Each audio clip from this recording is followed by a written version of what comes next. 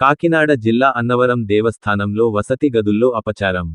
కొండ దిగువన సత్యనికేతన్ సత్రంలోని గదులను ఆలయ ఈవో వీర్ల సుబ్బారావు ఆకస్మికంగా తనిఖీ చేయగా గదుల్లో ఖాళీ మద్యం సీసాలు బయటపడ్డాయి.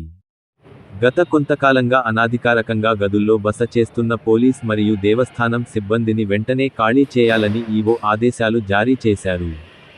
ఇక్కడ గదుల్లో జరుగుతున్న వ్యవహారం మొత్తాన్ని జిల్లా కలెక్టర్కు తెలియపరిచిన ఈవో సుబ్బారావు